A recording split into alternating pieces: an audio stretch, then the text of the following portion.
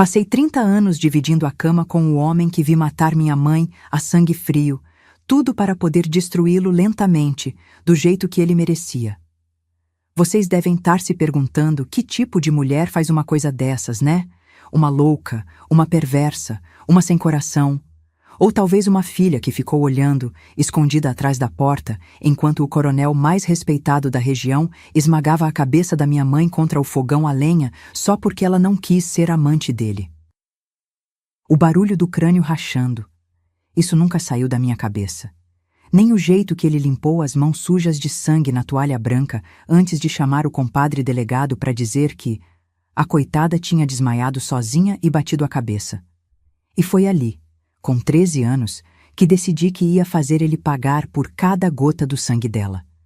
Meu nome é Ernestina Alvarenga Peixoto, tenho 81 anos nas costas e hoje sou apenas a dona de uma merceariazinha aqui em Ipatinga, Minas Gerais. O povo daqui me conhece como Tina do Córrego. Uns dizem que é porque vim de uma cidadezinha cortada por um córrego, outros porque sempre tenho água fresca num pote de barro na porta da venda. Poucos sabem que já fui dona da metade das terras de Caratinga, que já tive mais dinheiro do que conseguia contar e que abri mão de tudo isso de propósito. Menos ainda imaginam o que fiz para chegar lá. Todo dia me veem nessa vida simples, cabelo preso com grampo, vestido de algodão já meio desbotado, e pensam, coitada, sempre viveu assim. Mal sabem eles. Me diz, minha querida, como é seu nome e de que cantinho do Brasil você está me assistindo? Fico imaginando se tem alguém de Caratinga por aí que conheceu o coronel Adalberto Silveira. Ele morreu há muito tempo, mas o nome dele ainda deve trazer arrepios para quem é daquela região. Os homens importantes da cidade ainda devem erguer taça em memória dele no Clube Caratinga, sem nem desconfiar do que aquele monstro fez. Ou de como uma menina franzina acabou com ele de um jeito que nem seus capangas conseguiram fazer. Minha vida hoje é bem diferente dos tempos da fazenda. Acordo todo santo dia às 5 da manhã, mesmo sem precisar. Acho que o corpo acostumou depois de tanto tempo tendo que levantar antes do sol nascer para não levar grito. Acendo meu fogão a lenha. Podia ter um desses fogão a gás, mas gosto do cheiro da fumaça. Me lembra que tô viva. Faço um café forte, daqueles que a colher quase fica em pé sozinha. Depois vou cuidar das minhas 8 galinhas no quintal, que me dão ovo fresquinho todo dia. 6h30 já tô de avental abrindo as portas da mercearia, organizando as prateleiras, esperando os clientes. Troco conversa fiada o dia todo, ouço os problemas dos outros, dou conselho que ninguém pediu. É uma vida pequena, mas é minha. Ganhei ela, e com muito custo. Nunca contei a ninguém a história toda. Pedaço aqui, pedaço ali, mas nunca tudo junto. Nem pro Jair, que foi meu único amigo de verdade. Nem pro padre na confissão, que de tão horrorizado ia acabar me mandando direto pro inferno sem direito à volta. O que vocês vão ouvir agora é algo que guardei por mais de 60 anos dentro do peito. É como abrir um caixão enterrado há muito tempo. O cheiro não é bom, mas o que tem dentro precisa sair. Tem dias que acordo e ainda sinto o peso do braço dele em cima de mim durante a noite, o fedor de cachaça e charuto barato, e preciso respirar fundo para lembrar que acabou, que ele tá morto e bem morto, que fui eu quem venceu no final. Tem dias que pego um dos vestidos caros que guardei de lembrança, só para depois guardar de novo e calçar minha sandália de couro velho. Escolhi viver assim, longe de todo o luxo comprado com o dinheiro dele, porque cada centavo tinha gosto de sangue. O sangue da minha mãe, o sangue dos peão que morreram trabalhando que nem escravo na fazenda, o sangue das outras mulheres que não tiveram a mesma sorte que eu de se vingar. É engraçado como as pessoas me respeitam por aqui. Dona Tina, me chamam, tiram o chapéu, pedem bênção. Se soubessem. Alguns iam me chamar de demônio, outros de heroína. A verdade, minha filha, é que não sou nem uma coisa nem outra. Sou apenas uma mulher que fez o que precisava fazer num tempo em que mulher não tinha escolha nenhuma. Num tempo em que a palavra de um coronel valia mais que a vida de uma lavadeira e da filha dela. A história que vou contar agora vai mudar o jeito que vocês me olham para sempre. Vai ter quem torça o nariz, vai ter quem reze 1/3 por minha alma, vai ter quem diga que fiz certo. Não tô aqui para ser julgada. Essa conta já acertei com Deus há muito tempo. Tô aqui para contar a verdade antes de ir embora desse mundo. Porque a história que não é contada morre junto com quem viveu ela, e essa precisa ficar para quem vier depois. Alguns vão me julgar, outros vão entender. Mas depois de 81 anos carregando esse peso, chegou a hora da verdade sair. Porque cada vez que vejo no jornal uma menina que morreu na mão de algum homem e ninguém fez nada, cada vez que vejo alguma mulher de olho roxo dizendo que caiu da escada, eu penso: será que ela não tem na família alguém disposto a fazer o que eu fiz? Alguém com a coragem, a paciência e o sangue frio que foi preciso ter? Tô velha demais para mentir agora. Não tô arrependida do que fiz. Seria hipócrita dizer isso. O que fiz, fiz por escolha, sabendo o preço que ia pagar. E paguei todo dia, durante 30 anos. 30 anos fingindo, atuando, engolindo nojo e ódio. 30 anos dividindo a cama com o assassino da minha mãe, enquanto esperava o momento certo de afundar a faca. Não a faca de verdade, embora tenha pensado nisso muitas vezes, mas uma faca muito mais afiada, a da traição que ele jamais veria chegar. Tudo começou em Caratinga, em 1957. Eu tinha 13 anos, magrela que nem vara de pescar, 2 Maria Chiquinha no cabelo, ainda brincando de boneca escondido. Era uma menina, só uma menina. Até aquela sexta-feira de chuva, quando voltei mais cedo da escola, porque a professora tinha adoecido. Abri a porta de casa devagar porque ouvi vozes alteradas lá dentro. E ali, sem que ninguém me visse, aprendi que o mundo era um lugar muito pior do que eu imaginava. E que eu ia precisar ser muito pior também se quisesse sobreviver nele. O que vi naquele dia me transformou. Saí de lá diferente, como se tivessem arrancado minha alma e colocado outra no lugar. Uma alma mais dura, mais fria, mais calculista. Daquele dia em diante, tudo que fiz, cada passo que dei, cada sorriso, cada lágrima, tudo foi parte de um plano maior. Um plano que demoraria décadas para se completar. Um plano que começou com o sangue da minha mãe e terminou com... Bem, isso vocês vão saber se tiverem coragem de ouvir até o fim. A menina que eu era morreu naquele dia, junto com minha mãe, Adelina. A mulher que nasceu no lugar dela foi aquela que, aos poucos, aprendeu a usar as armas que tinha, nem que fosse o próprio corpo, para conseguir o que queria. Não foi bonito, não foi limpo, não foi certo segundo a moral dos outros, mas foi necessário.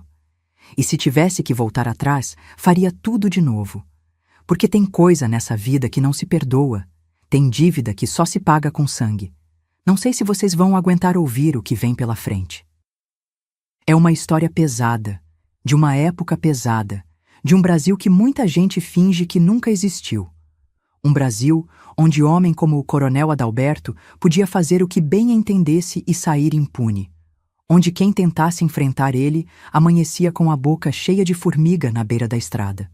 Mas também é a história de como uma menina sem nada, sem ninguém por ela, conseguiu fazer o que polícia, jagunço e político nunca conseguiram: derrubar um homem que se achava intocável. Agora me dá um gole d'água antes de continuar. A garganta já não é mais a mesma, e tem pedaço dessa história que ainda arranha por dentro quando sai. Esqueço às vezes que já não tenho a mesma força de quando era moça. Mas a memória... a memória não falha. Principalmente quando são lembranças que a gente quis esquecer por tanto tempo e não conseguiu. Elas ficam ali, guardadinhas, esperando a hora de sair.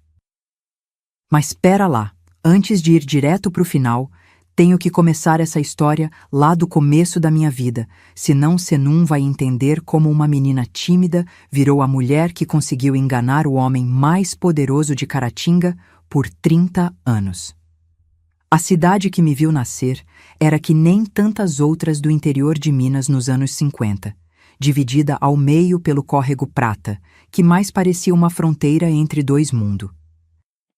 Do lado de cá, as casas simples de reboco sem pintura, rua de terra que virava lama quando chovia, criança descalça correndo atrás de pipa. Do lado de lá, as casas grandes com varanda, jardim na frente, cerca pintada de branco, cachorro de raça no quintal. Deus tinha dado a mesma vista para os dois lados, aqueles morro verde cobrindo o horizonte, mas parecia que tinha esquecido de repartir o resto igual. Nossa casa ficava bem pertinho do córrego, a última antes da ponte de madeira que levava para o lado rico. Era pequena, mas arrumadinha. 2 cômodos só, com chão de terra batida que minha mãe alisava todo dia com uma colher para ficar lisinho. As paredes eram de pau a pique, pintada com cal que a gente mesmo fazia.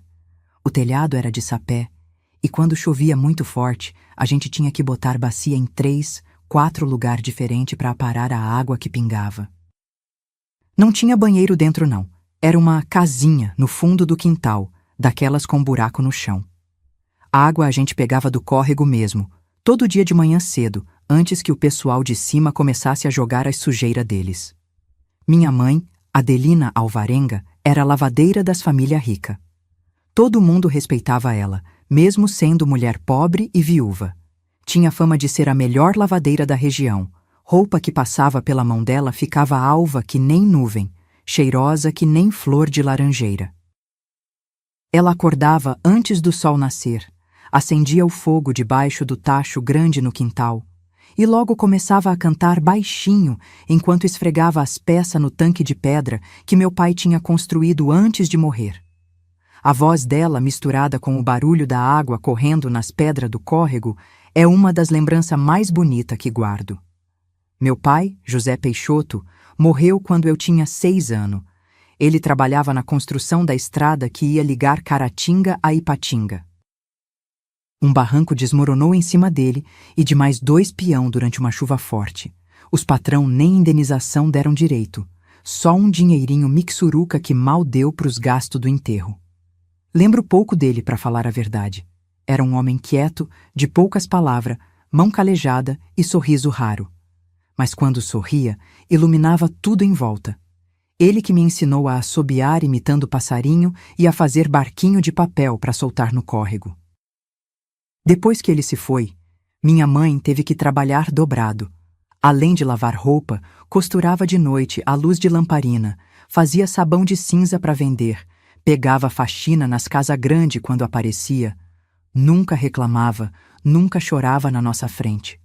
Só de vez em quando, bem de noitinha, eu ouvia um soluço abafado no travesseiro dela. De manhã, estava de pé de novo, forte como sempre, com aquele sorriso que parecia dizer: nós aguenta qualquer coisa. Os cheiros da minha infância são os cheiros da casa da minha mãe. Roupa limpa secando no varal, esticada no sol feito bandeira branca. Sabão de cinza com erva cidreira que ela mesma fazia no tacho do quintal. Leite quente com canela que ela preparava para mim nas noites frias. Raro luxo que a gente se permitia quando sobrava uns trocados no fim do mês. E também o cheiro da terra molhada depois da chuva, do capim gordura que crescia na beira do córrego, das flores de ipê amarelo que caíam feito chuva de ouro no nosso quintal todo mês de agosto. Cresci dividida entre ajudar minha mãe com a lavagem de roupa e estudar na escolinha improvisada que funcionava nos fundos da igreja. A professora, Dona Margarida, era uma moça solteirona que tinha estudado na capital e voltado para cuidar do pai doente.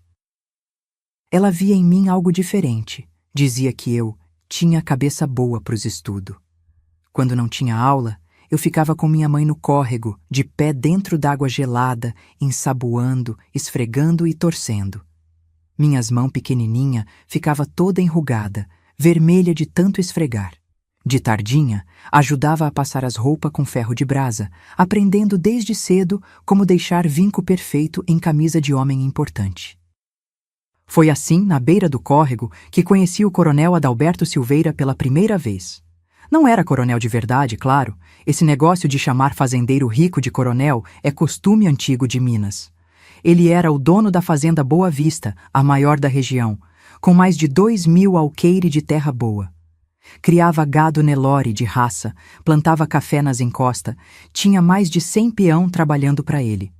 Era um homão, daqueles que parece que ocupa a sala inteira quando entra.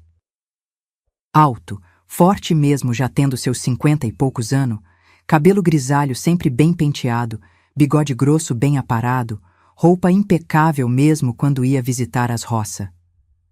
Todo mundo em Caratinga dependia dele de um jeito ou de outro. Era ele quem controlava quem seria eleito prefeito, quem seria o delegado, quem conseguiria empréstimo no banco. Financiava a festa da padroeira todo ano, dava presente para as crianças pobres no Natal, ajudava a construir a nova ala do hospital. Os padres falavam dele no sermão como benfeitor da comunidade. As mulheres suspiravam quando ele passava a cavalo pela rua principal. Os homens tiravam o chapéu, abaixavam a cabeça. Era quase um rei no seu pequeno reino. Mas tinha um detalhe que só quem vivia do lado de cá do córrego sabia. Toda a ajuda do coronel vinha com preço. Não era dinheiro que ele cobrava. Era obediência, era lealdade cega, era abaixar a cabeça e dizer sim, senhor, pro resto da vida.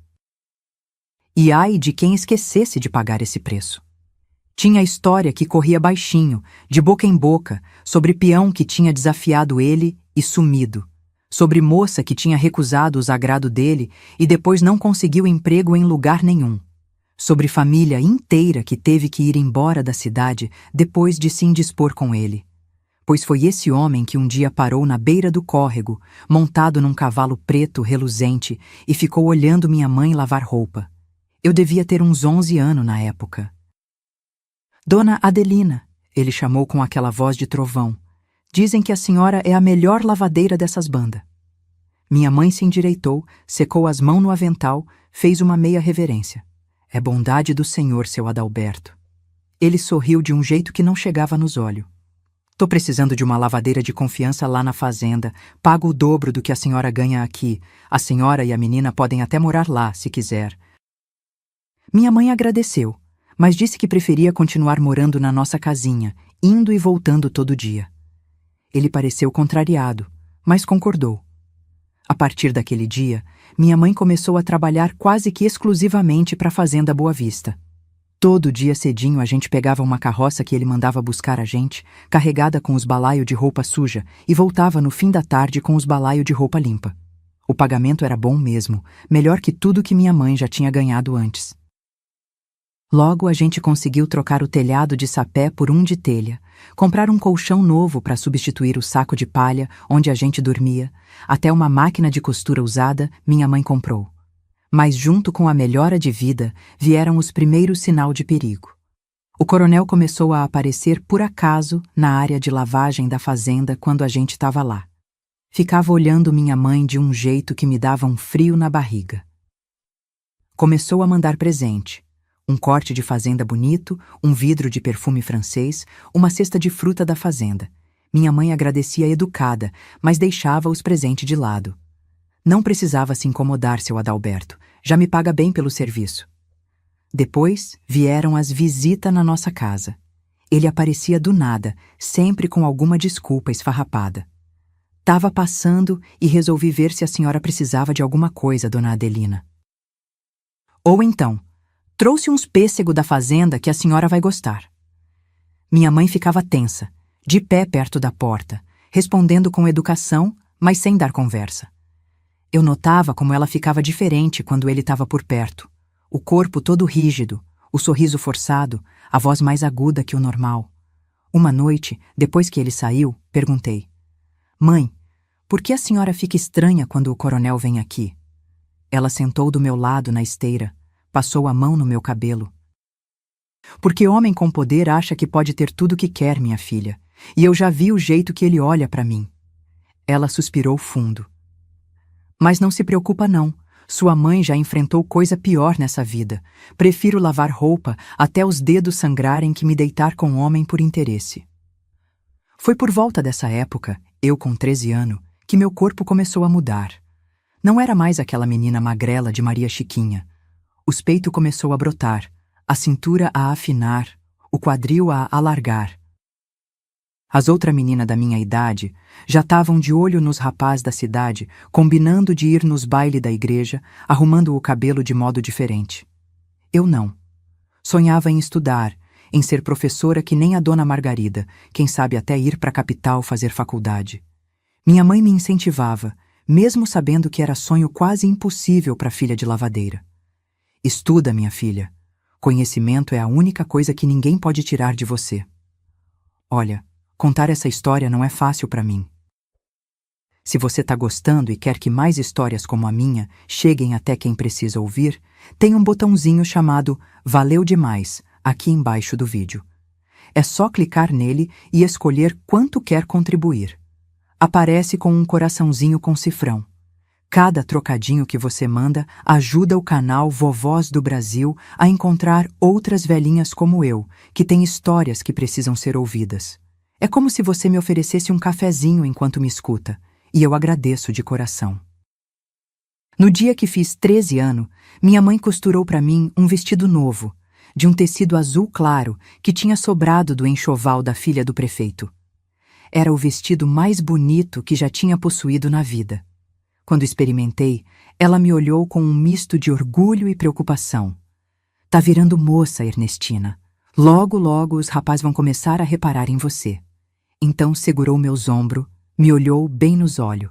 Escuta uma coisa, minha filha. Nunca, nunca mesmo deixa homem nenhum te diminuir. Não importa se é rico, se é doutor, se é coronel, se é padre. A gente pode ser pobre, pode não ter estudo, mas tem uma coisa que ninguém compra: a dignidade. Foi também por essa época que comecei a notar algo que me deixou ainda mais desconfortável. O coronel já não olhava só para minha mãe, tinha começado a olhar para mim também. No começo eram olhares rápidos, disfarçados. Depois ficaram mais demorados, mais atrevidos. Uma vez, quando estava ajudando minha mãe a estender lençol no varal da fazenda, senti alguém me observando. Virei e dei de cara com ele, parado na varanda, me examinando de cima a baixo com um olhar que me fez sentir suja por dentro. Falei para minha mãe, que ficou pálida como cera. No dia seguinte, ela me disse que eu não precisava mais ir com ela para a fazenda, que era melhor eu ficar em casa costurando ou estudando. Mas como a situação já estava ficando cada vez mais tensa entre ela e o coronel, eu tinha medo de deixar ela ir sozinha. Então continuei indo, mas tomando cuidado para nunca ficar sozinha, para sempre estar perto de alguma outra empregada da fazenda. Lembro de um dia estava esticando um lençol no varal quando ele chegou por trás de mim. A menina tá ficando uma moça bonita que nem a mãe, disse, passando a mão no meu cabelo. Dei um pulo para trás assustada. Ele riu. Calma, menina, só tô elogiando. Nessa hora minha mãe apareceu, o rosto tenso, os olhos faiscando. Coronel, o café que o senhor pediu tá pronto na varanda, disse com uma voz que eu nunca tinha ouvido antes, firme e cortante como navalha. Ele olhou para ela, depois para mim, e saiu sem dizer mais nada.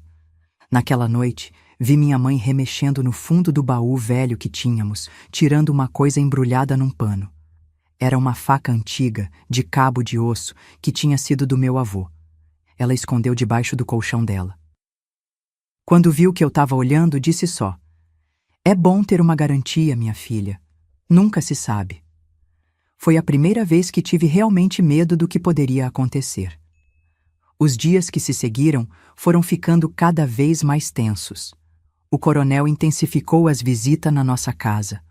Uma vez trouxe um colar de ouro, dizendo que era presente de aniversário atrasado para minha mãe, mesmo sabendo que o aniversário dela era só dali a 4 meses.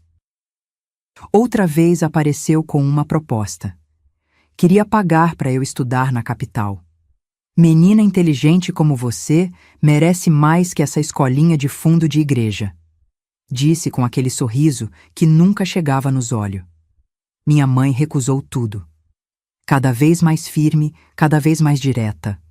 O senhor sabe que não é apropriado trazer presente desse tipo para uma mulher viúva, coronel, ela disse quando ele trouxe o colar.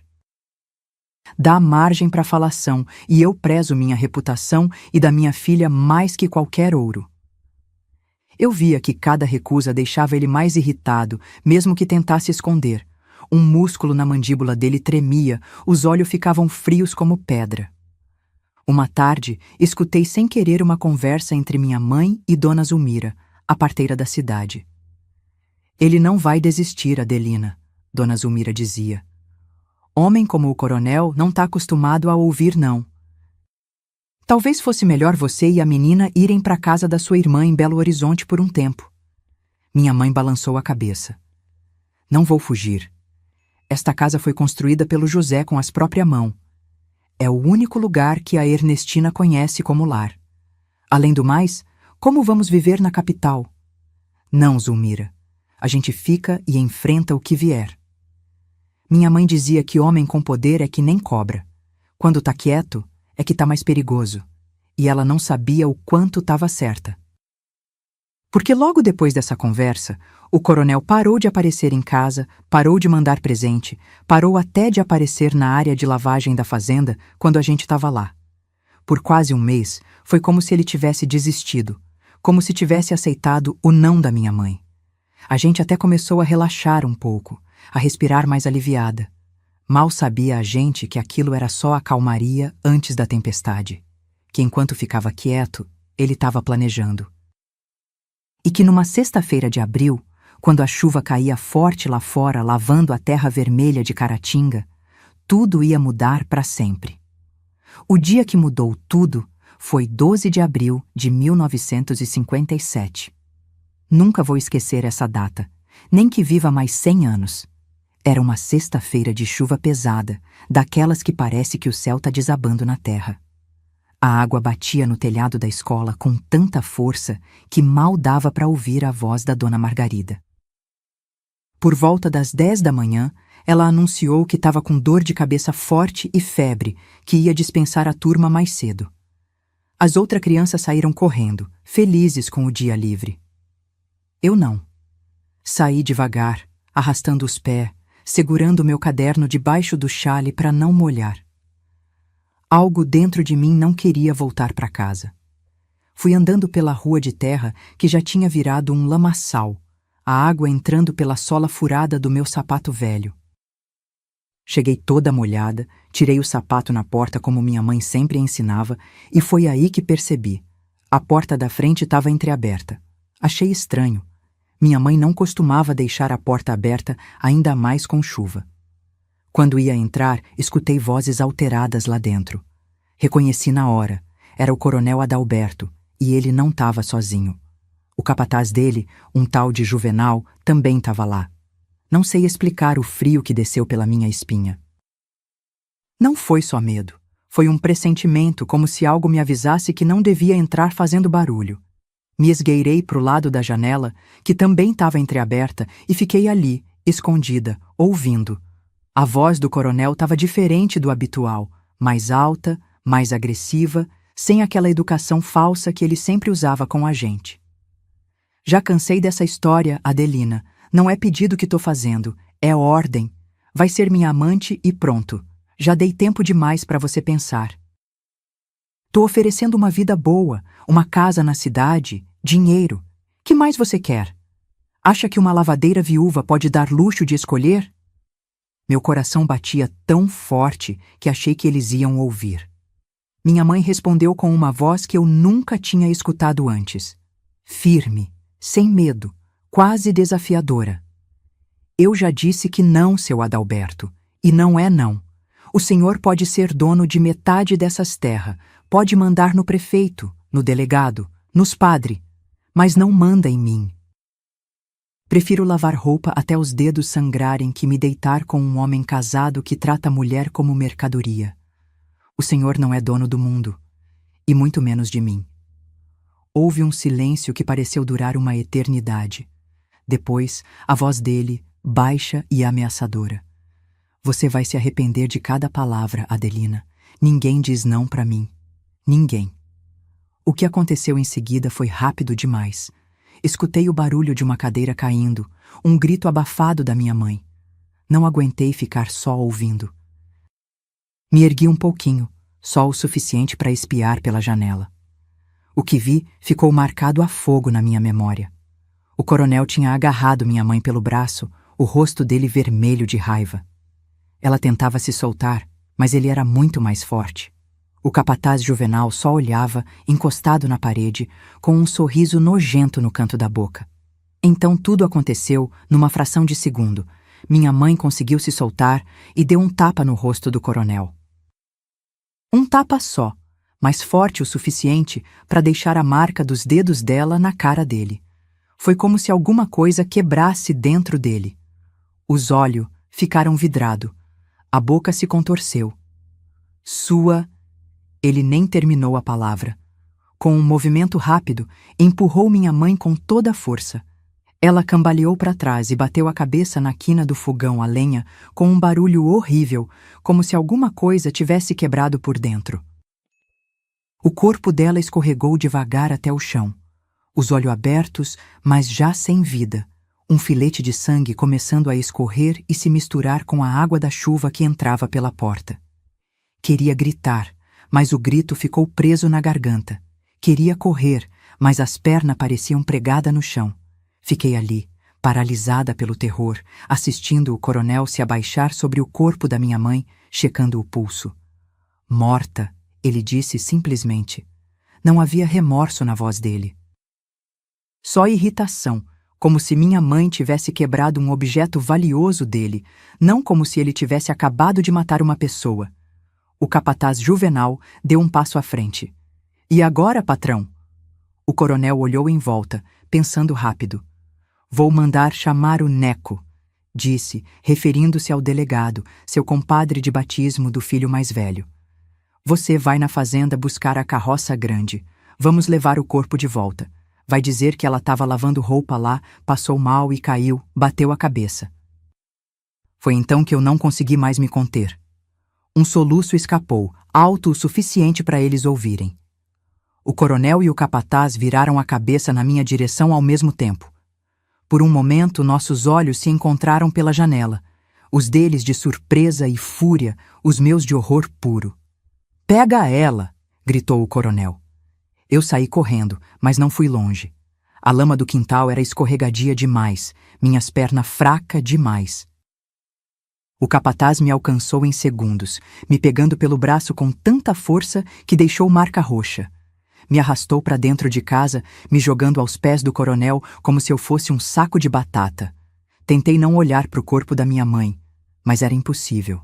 Ela estava caída de lado, o sangue ainda escorrendo da cabeça, os olhos abertos, encarando o nada. O vestido azul que ela tanto gostava já começando a ficar manchado de vermelho. Quanto tempo você estava aí, menina? O que você viu? O coronel agarrou meu rosto, apertando as bochechas com força. Não consegui responder. Ele me deu um tapa, não tão forte quanto o que tinha dado na minha mãe, mas suficiente para deixar meu ouvido zunindo. Responde! Tudo, gaguejei, as lágrimas escorrendo sem parar. Eu vi tudo. Ele soltou um palavrão, olhou para o capataz. Tive certeza que iam me matar também. Fechei os olhos, esperando. Mas então o coronel falou algo que era quase pior. Ela vem com a gente. Vai trabalhar na fazenda agora. E se abrir a boca uma vez que seja sobre o que viu aqui, acontece com ela o mesmo que aconteceu com a mãe, mas bem pior. Entendeu, menina? Olhei direto nos olhos dele, aqueles olhos frios como gelo, e entendi uma coisa que nenhuma menina de 13 anos devia entender. Que o mundo era um lugar cruel, onde os monstros nem sempre têm aparência de monstro, onde homem poderoso pode tirar tudo de você, sua mãe, sua casa, sua infância, e ainda sair por cima, ainda ser chamado de coronel e benfeitor. Não sei como, mas consegui acenar com a cabeça. Ele me soltou, se levantou, limpou as mãos sujas de sangue numa toalha branca que minha mãe tinha acabado de lavar e passar. Depois deu ordens para o capataz buscar o delegado enquanto ele mesmo ia buscar a carroça. E não deixa ela sair daqui, apontou para mim. Se tentar fugir, amarra. Fiquei sozinha com o corpo da minha mãe por quase 1 hora. O capataz ficou de guarda na porta, me vigiando pela fresta. Me arrastei até ela, peguei sua mão já fria, encostei no meu rosto. Perdão, mãe, sussurrei. Perdão por não ter chegado antes, por não ter gritado, por não ter feito nada. Sabia que não ia ter nem chance de me despedir direito dela, nem de enterrar ela no cemitério da cidade, do lado do meu pai, como ela sempre quis. O coronel voltou com a carroça e pouco depois chegou o delegado Neco. Os três conversaram em voz baixa do lado de fora. Depois entraram. O delegado mal olhou para mim, foi direto examinar o corpo da minha mãe. Bateu a cabeça na quina do fogão, é isso? Perguntou como se tivesse decorado a história. Isso mesmo, respondeu o coronel. Desmaiou sozinha. Deve ter sido o calor do fogão, a pressão baixa. Coitada. O delegado fez umas anotações num caderninho, concordando com tudo. Depois se virou para mim. É isso mesmo que aconteceu, menina? Sua mãe desmaiou e bateu a cabeça? Senti o olhar do coronel queimando em mim, a ameaça clara em cada linha do rosto dele. Engoli o choro, a raiva, o ódio. Sim, senhor, respondi baixinho. Ela desmaiou. O corpo da minha mãe foi levado na carroça, coberto com um lençol velho. Não deixaram que eu fosse junto. O capataz ficou me vigiando enquanto eu juntava algumas roupas numa trouxa. Não pude levar quase nada da nossa casa. Nem a boneca de pano que minha mãe tinha feito para mim, nem o retrato do meu pai, nem o chale preferido dela. O enterro foi no dia seguinte, apressado demais. Um caixão simples, uma cova rasa, longe de onde meu pai estava enterrado. O padre falou umas palavras decoradas, sem sentimento. Quase ninguém apareceu, só umas vizinhas mais próximas, a dona Zulmira, e, claro, o coronel com seu séquito. Ele fez questão de ficar do meu lado o tempo todo, a mão pesada no meu ombro, apertando sempre que alguém se aproximava demais, como se dissesse, cuidado com o que vai falar. Depois do enterro, ele fez questão de anunciar em voz alta para todos ouvirem. Vou cuidar da menina agora. Dei um emprego para ela na fazenda, um quartinho para os fundos da casa grande. É o mínimo que posso fazer pela filha da Adelina, que Deus a tenha. As pessoas olhavam com admiração, achando ele um santo. Que bondade, seu Adalberto, diziam. A menina tem sorte de ter um protetor assim. Que protetor? O assassino da minha mãe agora era meu benfeitor. O homem que tinha destruído minha vida agora era elogiado por me dar um teto e comida. Naquela hora, senti uma coisa estranha crescer dentro de mim. Não era só ódio, era algo mais frio, mais calculado, mais paciente. Algo que esperaria o tempo que fosse preciso. Agora vou te falar uma coisa. Estou vendo aqui quantas pessoas curtiram esse vídeo até agora, e sinceramente, acho que pouca gente tem estômago forte para ouvir o que vem pela frente. Se você não apertou esse botão de curtir ainda, é porque talvez não esteja pronto para o que vou contar. Só os de coração forte conseguem encarar o que fiz depois. Será que você é corajoso o suficiente para apertar esse botão e continuar ouvindo? Naquela mesma noite, fui levada para a fazenda Boa Vista. Me deram um quartinho pequeno nos fundos da casa grande, perto da cozinha. Era pouco mais que um cubículo, uma cama de solteiro com colchão de palha, uma cômoda velha, um penico embaixo da cama. A janela dava para os fundos do terreiro, onde os cachorros da fazenda ficavam amarrados. Eles latiam a noite toda, me impedindo de dormir. Meu trabalho começava antes do sol nascer, acender o fogão da cozinha, preparar o café para o coronel e para o espião, lavar a louça do café, ajudar a cozinheira com o almoço, depois lavar toda a roupa da casa, lençóis, toalhas, roupa do coronel, tudo. O mesmo trabalho que minha mãe fazia, só que agora sem receber nada por isso, a não ser um teto e comida. Eu era praticamente uma escrava. As noites era o pior. Deitada naquela cama estranha, ouvindo os barulhos desconhecidos da fazenda, sem ter ninguém para me consolar. Chorava baixinho toda noite, com o rosto afundado no travesseiro para ninguém ouvir. Rezava para minha mãe, pedindo força, pedindo alguma luz no meio daquela escuridão. Parecia que não havia saída.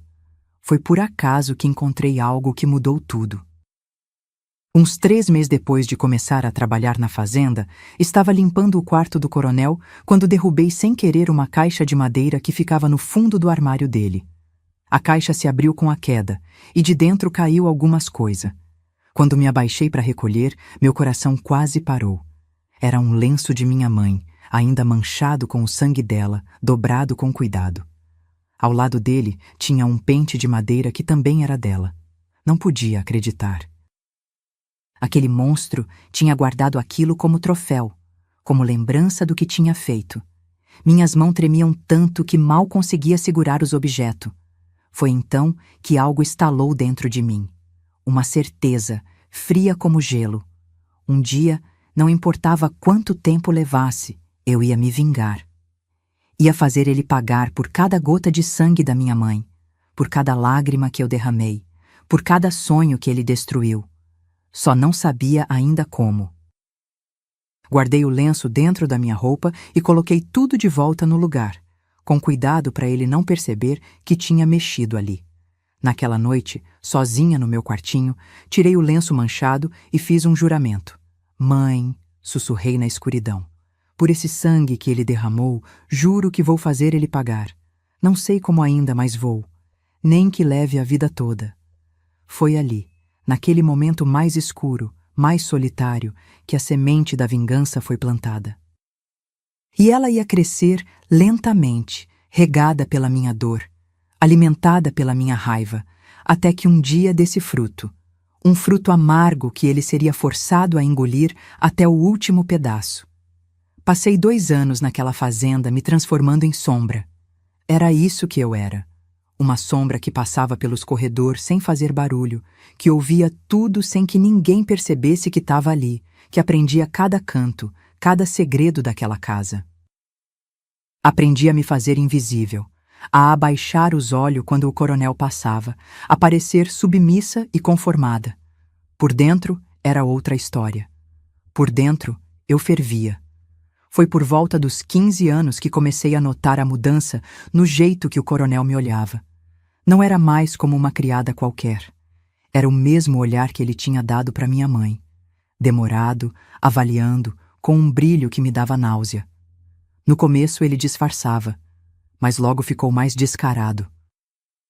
Passava a mão no meu cabelo quando eu servia o café, elogiava como eu estava ficando moça, inventava desculpa para me chamar no escritório dele por qualquer bobagem. Foi ali que percebi, a história ia se repetir. Ele queria fazer comigo o mesmo que tinha tentado fazer com minha mãe. Só que agora não tinha ninguém para me proteger, não tinha para onde fugir. E se eu dissesse não, o que impediria ele de me matar como tinha matado ela? Ninguém ia sentir minha falta, ninguém ia fazer perguntas. Eu era só uma órfã, uma criada sem importância. Numa das noites em que não conseguia dormir, que eram muitas, tive uma ideia terrível, que me deu tanto medo quanto esperança. E se, em vez de fugir dele, eu me aproximasse?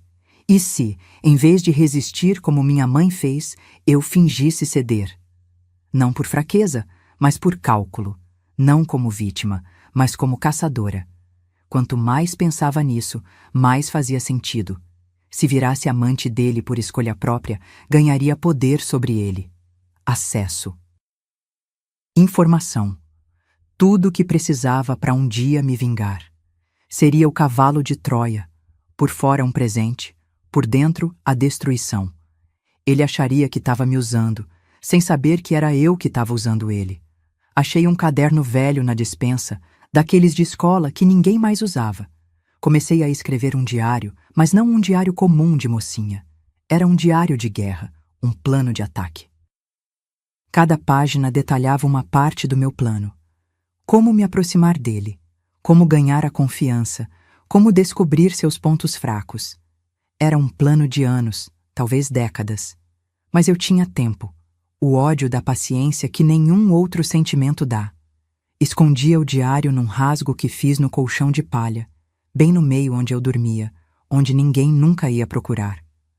Cada noite, quando todos dormiam, escrevia à luz de toco de vela, planejando, calculando. Sabia que precisava esperar o momento certo. Se me oferecesse muito cedo ou muito explicitamente, ele suspeitaria. Tinha que parecer natural, inevitável. Aos 18 anos, decidi que era a hora. Me preparei durante meses, estudando o comportamento dele, seus horários, suas preferências. Sabia que ele gostava de mulher com cabelo solto.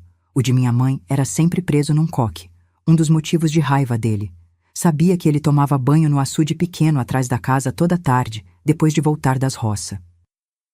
Sabia que ele olhava disfarçado quando eu lavava roupa com as outras empregadas, os braços de fora, a saia molhada grudando nas pernas. Num fim de tarde de verão, quando as outras empregadas já tinham ido dormir, fui tomar banho no açude sabendo exatamente que ele estaria voltando do pasto naquele horário. Deixei minha roupa dobrada na beira, entrei na água só de combinação, fina e já velha de tanto uso. Soltei o cabelo, que normalmente mantinha preso num rabo de cavalo. E esperei, fingindo não perceber quando ouvi o barulho de cavalo se aproximando. Ele parou o cavalo a alguns metros, desceu devagar. Pude sentir o olhar dele nas minhas costas. Tá fazendo o que aqui, Ernestina? Já tá escurecendo. Virei devagar, fingindo surpresa, segurando a combinação molhada contra o peito, como se tentasse esconder, mas só chamasse mais atenção. Me desculpe, coronel. Pensei que não tinha mais ninguém por aqui. Não precisei fazer mais nada. Ele veio até a beirada do açude, os olhos nunca deixando meu corpo. Saí da água devagar, peguei o vestido, mas não o vesti, apenas segurei na frente do corpo. Posso ir agora, senhor? Perguntei, olhando para o chão como tinha aprendido a fazer, mas deixando um quê de desafio na voz. Ele engoliu seco. Não precisa ter pressa. Nos dias seguintes, percebi que tinha funcionado. Ele começou a aparecer mais na cozinha quando eu estava sozinha, a me chamar no escritório sem motivo, a rosar a mão na minha quando eu servia o café. Eu fingia não notar, mantinha o olhar baixo, mas sempre deixava um sorriso pequeno escapar, uma mecha de cabelo cair sobre o rosto, um suspiro quando ele se aproximava. O primeiro beijo aconteceu 1 mês depois, no paiol de milho. Ele me encurralou contra a parede, a respiração cheirando a cachaça, as mãos pesadas na minha cintura. Deixei acontecer, correspondendo com medida exata, nem resistente demais a ponto de desistir, nem entregue demais a ponto de me desvalorizar. Era um jogo de equilíbrio. Precisava parecer relutante o suficiente para ele se sentir conquistando, mas interessada o suficiente para ele continuar querendo. Na primeira vez que ele me levou para a cama dele, tive que me controlar para não vomitar. Cada toque dele era como uma lâmina na minha pele. Fechei os olhos e pensei na minha mãe, no sangue dela naquele lenço manchado que ainda guardava escondido. Por você, mãe. Tudo por você, repetia mentalmente enquanto ele fazia o que queria comigo. Mas nunca, nenhuma vez sequer, me entreguei completamente. Sempre mantive uma parte de mim fechada, guardada. A parte que ainda era Ernestina, a filha de Adelina. A parte que um dia ia se vingar.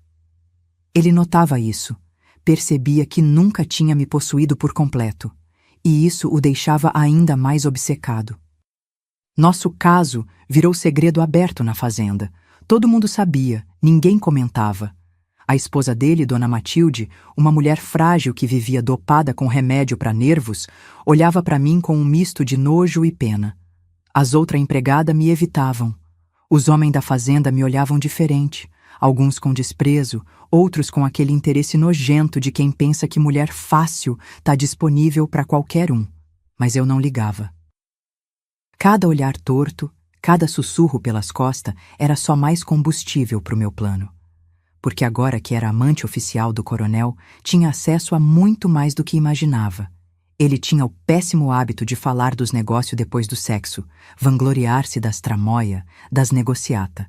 E eu ouvia tudo, guardava tudo, anotava tudo no meu diário escondido. Aprendi sobre as hipotecas que ele fazia dos pequenos sitiantes e depois executava quando não podiam pagar. Sobre as terras griladas com documento falsificado. Sobre os políticos que comprava, os fiscal que subornava, sobre os capanga que mandava dar um susto em quem tentava resistir a ele. Mas isso não era suficiente. Precisava entender mais, precisava saber ler os documentos que via espalhado pelo escritório dele, entender os números que ele anotava nos cadernos de contabilidade da fazenda. Minha mãe tinha me ensinado o básico de leitura, mas era muito pouco para o que eu precisava. Foi quando descobri que o professor Mendonça, que tinha dado aula na escola da cidade por muitos anos, agora aposentado, morava numa casinha perto da fazenda. Com a desculpa de levar mantimento que o coronel mandava todo mês como caridade, comecei a visitar ele regularmente. O velho professor logo percebeu meu interesse. "Você tem fome de conhecimento, menina", ele disse uma tarde, me olhando por cima dos óculos. Pena que não pôde continuar seus estudos. Engoli seco. Criei coragem. "O senhor poderia me ensinar, em segredo?" Ele hesitou, depois concordou. "Se o coronel perguntar, estou te ensinando a fazer contas para ajudar na despensa da fazenda." Assim começaram nossas aulas secretas. 2 vezes por semana, quando ia buscar leite na vila, passava 1 hora com o professor. Aprendi gramática, matemática, um pouco de história e geografia. Mas principalmente, aprendi a ler e entender documento, contrato, livro de contabilidade. O professor não fazia ideia do motivo real do meu interesse. Achava que eu só queria melhorar de vida. Com o tempo, fui me tornando cada vez mais indispensável para o coronel. Comecei a organizar os papéis dele, depois a ajudar com a contabilidade simples da fazenda. "Você tem cabeça boa para os números, Ernestina", ele dizia, sem imaginar que cada número que eu anotava era mais uma peça do quebra-cabeça da minha vingança. Ao mesmo tempo, comecei a trabalhar no afastamento entre ele e a família. Era fácil. A esposa já desconfiava, os filhos nunca tinham sido próximo dele mesmo. Comecei a plantar pequenas sementes de discórdia. "Sabe, coronel, ouvi o seu filho mais velho comentando com o capataz que o senhor já está velho demais para cuidar de tudo sozinho." Ou então, Dona Matilde perguntou para o boticário se tem remédio que deixa o homem, como posso dizer, mais disposto na cama. Essas pequenas gotas de veneno iam contaminando devagar a relação dele com a família. Logo ele estava brigando com os filhos por qualquer motivo, desconfiando da esposa sem razão nenhuma. Quanto mais isolado ele ficava da família, mais dependente ficava de mim. Os anos foram passando, e meu plano avançava lentamente, como eu tinha previsto. Um coronel que no começo apenas me usava como diversão, agora me consultava sobre negócio, me mostrava documento, me pedia opinião. Comecei a sugerir mudança na administração da fazenda, sempre com cuidado para parecer que a ideia tinha partido dele. 10 anos depois de começar nosso caso, eu já era praticamente a administradora da fazenda, embora oficialmente continuasse sendo apenas a governanta. Os peão vinham a mim antes de ir a ele. A contabilidade passava toda pelas minhas mãos. Os filhos dele, que raro visitavam, me tratavam com um respeito relutante, sabendo que eu tinha a confiança do pai. Foi quando comecei a segunda fase do plano. "Coronel", sugeri um dia enquanto ele fumava depois do almoço, "o senhor já pensou em colocar alguma propriedade no meu nome? Só por precaução, sabe? Se acontecer alguma coisa com o senhor, Deus me livre, a família vai me pôr para fora na mesma hora, e depois de tantos anos cuidando do senhor..." Ele resistiu no começo, claro, mas plantei a semente, e ela cresceu. Poucos meses depois, ele mesmo trouxe o assunto. "Tava pensando, Ernestina. Aquela terrinha do Ribeirão, que não vale quase nada, podia passar por seu nome. É o mínimo depois de tanto tempo." Aceitei com falsa gratidão, fingindo que era mais do que esperava. Nos 20 anos seguintes, usando a mesma tática, mistura de falsa preocupação com ele, apelo à vaidade e insinuação de que a família só esperava ele morrer para tomar tudo, consegui que ele transferisse para meu nome 6 propriedades. Nenhuma das mais valiosas, claro. Sempre as menores, as que não faziam falta, as que a família nem ia notar. Juntas, porém, formavam uma pequena fortuna. O golpe de mestre veio quando ele já tinha quase 70 anos e eu beirava os 40. Criei um documento falso, uma declaração onde ele me reconhecia como filha não legítima, fruto de um caso com uma empregada antes de eu nascer. Era mentira, claro, mas o documento daria a mim direitos de herança que nenhuma amante teria. Precisei de meses para criar a oportunidade perfeita. Numa noite em que ele bebeu mais que o costume, Trouxe junto com outros documentos de rotina que ele sempre assinava sem ler direito. Ele rabiscou a assinatura sem nem olhar, resmungando que confiava em mim para cuidar dessas bobagens de papel. Tive que me controlar para não rir. O homem que tinha destruído minha vida, que tinha matado minha mãe, agora confiava em mim a ponto de assinar qualquer coisa que eu pusesse na frente dele. O caçador tinha virado caça, e nem sabia disso. Me diz uma coisa sincera. Você acha que fui uma pessoa terrível por deitar por 30 anos com o assassino da minha mãe só para poder me vingar? Muitos vão dizer que me rebaixei ao nível dele, que devia ter seguido em frente. E você? O que teria feito no meu lugar, com 18 anos, sem família e sem justiça nenhuma para recorrer? Me conta aqui nos comentários, porque até hoje me pergunto se existia outro caminho. Enquanto tudo isso acontecia dentro da fazenda, o mundo lá fora também mudava. Lembro de ouvir no rádio quando os militares tomaram o poder em 1964. O coronel comemorou, claro. Agora os comunistas vão ver o que é bom, dizia, sem entender direito o que estava acontecendo. Nos anos 70, quando a repressão ficou mais forte, ele se gabava de conhecer o delegado novo da região, homem de respeito que sabe como lidar com subversivo. Na época das diretas já, lá pelos anos 80, ele já estava mais velho, mais irritado com o mundo que não entendia mais. Esse povo na rua só quer bagunça, resmungava vendo as imagens na televisão que tinha comprado recentemente. Eu só ouvia, guardando tudo. Cada mudança lá fora era um lembrete de como meu plano avançava lentamente, de como o tempo passava enquanto eu esperava. Os planos econômicos vieram e foram. Cruzado, Bresser, Verão, Collor. Vi meu algoz perder dinheiro, recuperar, perder de novo. Cada crise era uma oportunidade de mostrar como eu era indispensável, como só eu conseguia administrar as finanças da fazenda no meio daquela loucura de inflação e mudança de moeda. E assim, os 30 anos se passaram, com a lentidão de quem espera a vingança e a rapidez de quem vê a vida escapar pelos dedos. Eu, que tinha entrado naquela fazenda como uma menina assustada de 13 anos, agora era uma mulher de 43, com fios de cabelo branco começando a aparecer, rugas finas no canto dos olhos e uma paciência que só o ódio cultivado por décadas pode dar. O coronel já não era mais o homem imponente que tinha matado minha mãe. Estava com mais de 70 anos, o corpo encurvado, a mão tremendo às vezes, a vista falhando. Ainda mantinha o respeito forçado dos outros. Ainda era temido, mas era uma sombra do que tinha sido. E mais importante, estava completamente nas minhas mãos, mesmo sem saber. Tudo o que eu precisava agora era de uma faísca, um gatilho para colocar a fase final do plano em ação. A faísca que tiraria a máscara da amante dedicada e revelaria a vingadora que sempre fui. E ela veio de onde eu menos esperava, do meu próprio diário, que por 30 anos tinha guardado cada detalhe do meu plano, cada passo da minha vingança. A fase final do meu plano veio quando menos esperava. O coronel estava com 73 anos, a saúde já não era a mesma. Tinha tido um derrame pequeno que deixou o lado esquerdo do corpo mais fraco, precisava de ajuda até para se vestir, para comer. Dependia de mim para tudo: os remédios, as refeições, os banhos. A família raramente aparecia. A esposa tinha morrido fazia 5 anos, os filhos moravam longe e só ligavam quando precisavam de dinheiro. Eu era tudo o que ele tinha, embora ele não soubesse o quanto.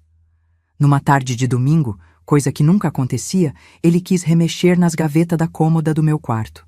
Disse que estava procurando uns documentos antigos que achava que eu tinha guardado lá. Normalmente eu teria questionado, impedido de alguma forma, mas naquele dia tive que sair para buscar um remédio dele na cidade. Quando voltei, soube pela empregada que ele tinha passado a tarde toda no meu quarto. Gelei por dentro. Meu diário. Por 30 anos tinha guardado aquele caderno como meu maior tesouro, meu mapa da vingança. Tinha trocado o esconderijo várias vezes ao longo dos anos, e agora ele ficava dentro de uma caixa de madeira, embaixo do assoalho, num canto do quarto. Será que ele tinha encontrado? Entrei no quarto com o coração na mão. À primeira vista, tudo parecia normal. A tábua do assoalho no lugar, a cama arrumada, mas quando olhei com mais atenção, vi, à beirada de uma folha de papel aparecendo debaixo do colchão, uma página do meu diário, arrancada.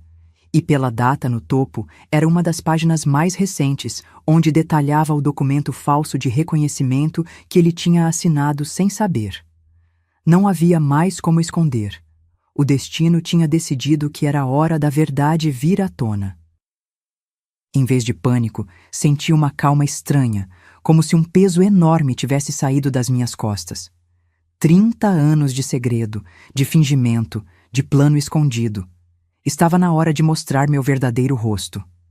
Fui direto para o escritório dele, onde sabia que ele estaria àquela hora, bebendo sua dose diária de conhaque antes do jantar. Bati e entrei sem esperar resposta, algo que nunca fazia. Ele levantou a vista, surpreso. Na mão, a página arrancada do meu diário. O que significa isso, Ernestina? Ele balançou o papel na minha direção, a mão trêmula de idade e raiva. Esse papel que diz que eu te reconheci como filha, que assinei sem saber, que é falso. Em vez de negar, de inventar desculpa, fiz o que vinha ensaiando mentalmente por décadas. Fui até a porta, tranquei, guardei a chave no bolso do avental, voltei para o meio da sala, de frente para ele, e deixei cair a máscara que tinha usado por 30 anos. Não só esse papel, coronel, todos os outros também. As escrituras das terras que passaram para o meu nome, os documentos da fazenda, os contratos com os bancos, tudo parte do meu plano. Um plano que comecei a traçar no dia em que o senhor matou minha mãe na minha frente. O rosto dele passou da raiva para a confusão, depois para o choque. Do que você está falando, mulher? Que loucura é essa? Em resposta, tirei do bolso o outro objeto que carregava comigo há 30 anos. O lenço manchado com o sangue da minha mãe. Joguei na mesa na frente dele. Reconhece isso? O lenço que o senhor guardou como troféu depois de esmagar a cabeça da minha mãe na quina do fogão? Que eu encontrei no seu armário meses depois que vim para cá? A cor sumiu do rosto dele. Não de medo, mas de raiva. Você sempre soube, desde o começo. Desde o começo, confirmei, sentindo uma força nova crescer dentro de mim. Cada momento dos últimos 30 anos foi planejado, calculado. Cada sorriso, cada toque, cada palavra, tudo mentira. Tudo parte do plano para te destruir aos poucos, do mesmo jeito que o Senhor destruiu minha vida naquele dia. Caminhei até a estante de livros, afastei alguns volumes e tirei de trás deles uma caixa de madeira, a mesma onde guardava meu diário. Quer ver o resto? Quer ler cada detalhe do meu plano, cada passo da sua ruína que planejei meticulosamente desde os 13 anos? Abri a caixa na frente dele, tirei o caderno velho, gasto de tanto ser folheado. Comecei a ler passagens aleatórias. 12 de setembro de 1962. O coronel me deu um anel hoje. Acha que comprou minha lealdade. Mal sabe que cada presente dele é mais um passo para o meu plano. Ou então, 3 de março de 1970. Sugeri que ele passasse a pequena fazenda do Ribeirão para o meu nome. Como previsto, resistiu no começo, mas plantei a semente. Em alguns meses, ele vai achar que a ideia foi dele. A cada passagem que eu lia, o rosto dele ia se transformando. A arrogância dando lugar ao choque, depois à raiva e, finalmente, ao medo. Aquele homem que tinha sido temido por toda a região, que tinha esmagado qualquer um que se colocasse no caminho dele, agora me olhava como se visse um fantasma. Por 30 anos, continuei, fui seus olhos, seus ouvidos, suas mãos nessa fazenda. Todo mundo vinha a mim antes de ir ao Senhor. Todo contrato passava pelas minhas mãos antes das suas. Todo negócio era consultado comigo primeiro.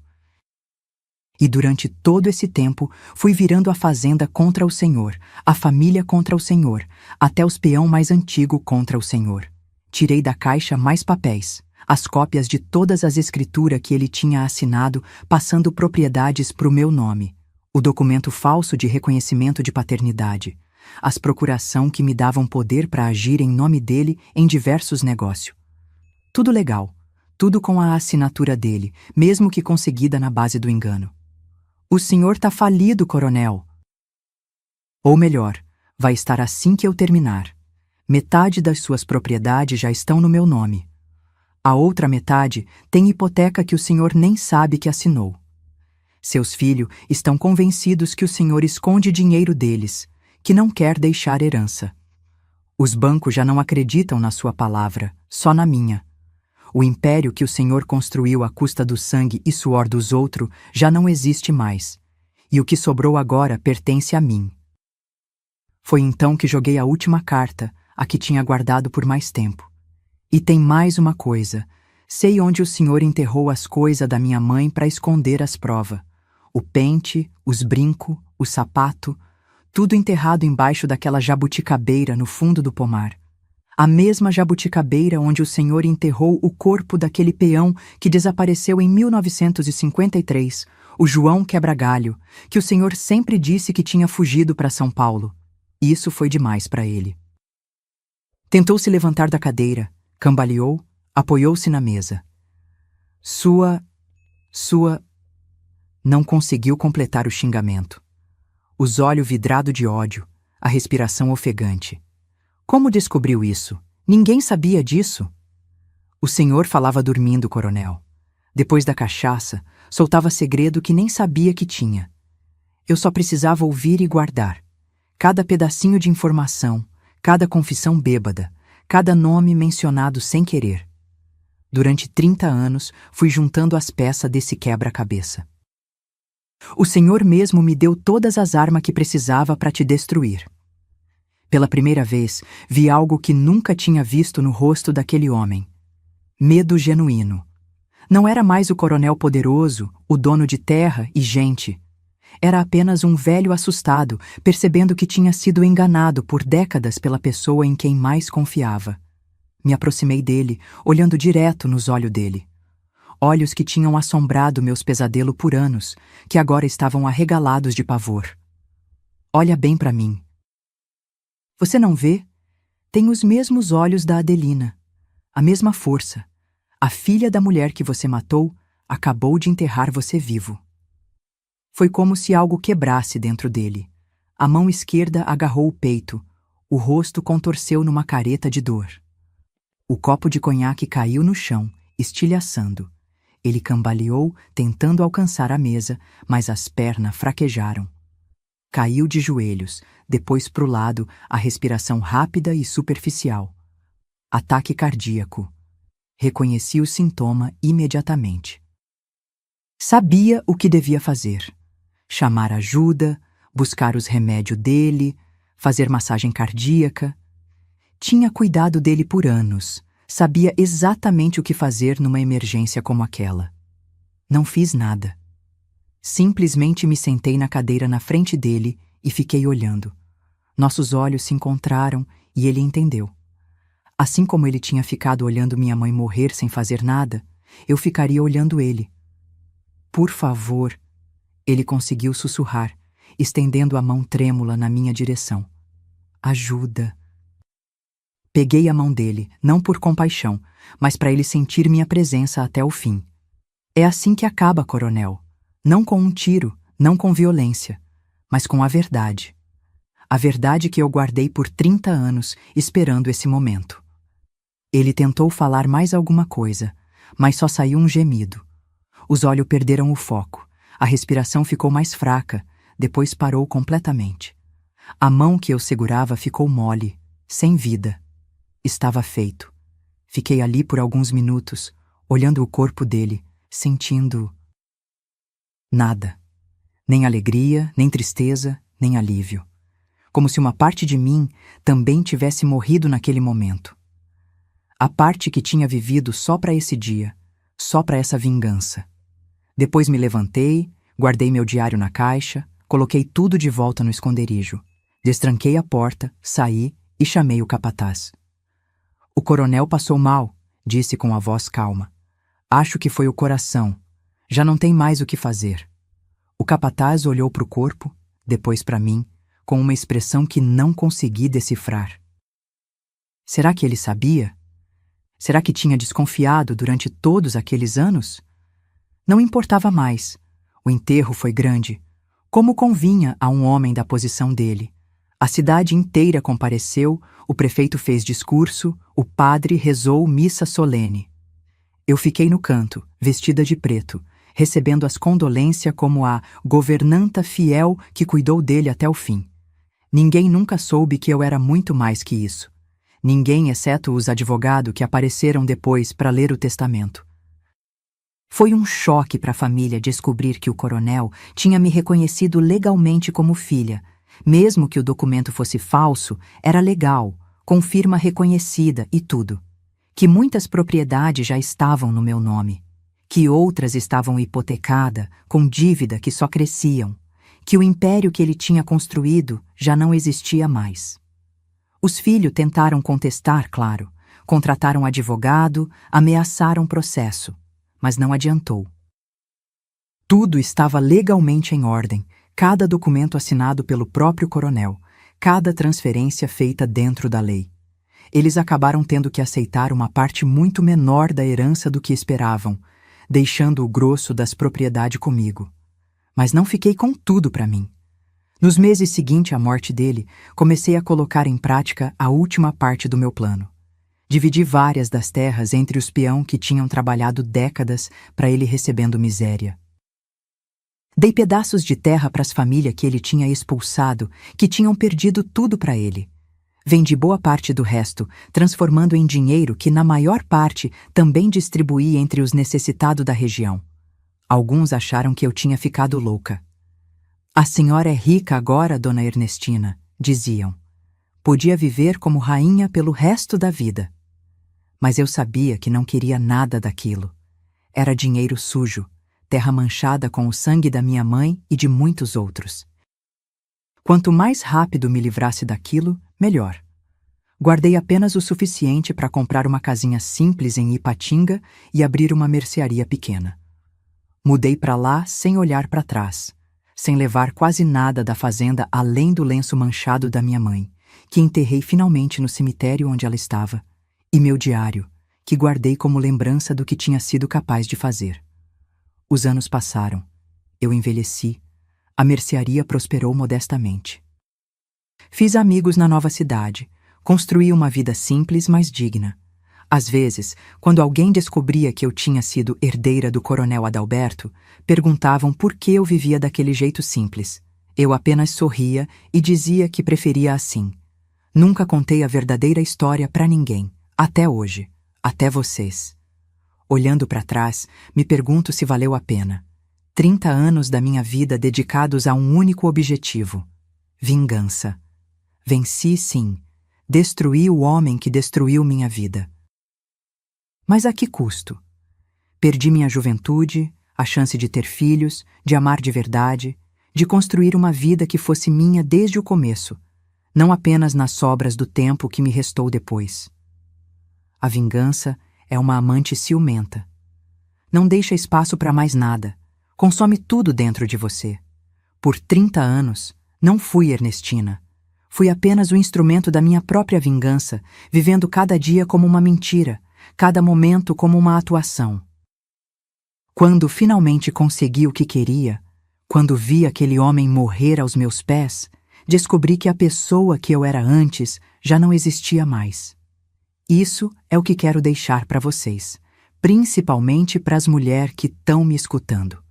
Justiça e vingança são coisas diferentes. A vingança consome quem busca tanto quanto quem recebe. É um fogo que queima para os dois lados. Mas às vezes, quando o mundo fecha todas as portas, quando não há justiça possível, quando ninguém acredita na sua palavra contra a de um homem poderoso, às vezes a vingança é o único caminho que resta. Não me arrependo do que fiz. Se voltasse no tempo, faria tudo de novo. Mas ainda me pergunto como teria sido minha vida se aquele dia de abril nunca tivesse acontecido. Se minha mãe tivesse vivido, se eu tivesse estudado, me casado com alguém que amasse de verdade, tido filhos, netos. A vida que a crueldade de um homem me roubou. E você que está me ouvindo agora, espero que nunca precise fazer o que eu fiz. Espero que o mundo já tenha mudado o suficiente para que as Adelina de hoje tenham justiça, para que as Ernestina de hoje não precisem dedicar 30 anos da vida a uma vingança. Mas se precisar, saiba que você tem mais força dentro de você do que imagina. Força para sobreviver, força para resistir, força para mudar sua história. Meu nome é Ernestina Alvarenga Peixoto, tenho 81 anos e essa foi a história da minha vida. Nunca me orgulhei do que fiz, mas nunca me arrependi também. Se você quer ouvir mais histórias de velhinhas como eu, que viveram num Brasil onde mulher não tinha voz nem vez, se inscreva aqui no canal Vovós do Brasil. Porque a história que não é contada morre com quem viveu. E tem muita sabedoria escondida nas rugas de quem sobreviveu para contar. Tá vendo esses quadradinhos que estão passando na tela? Clica neles para ouvir mais histórias de mulheres guerreiras como eu, que viveram num tempo que os mais jovens nem conseguem imaginar. Cada uma dessas histórias é um pedaço da história do Brasil que ninguém conta nos livros. A história das mulheres que sobreviveram, que resistiram, que mudaram o próprio destino com as próprias mãos. Até um dia, se Deus quiser.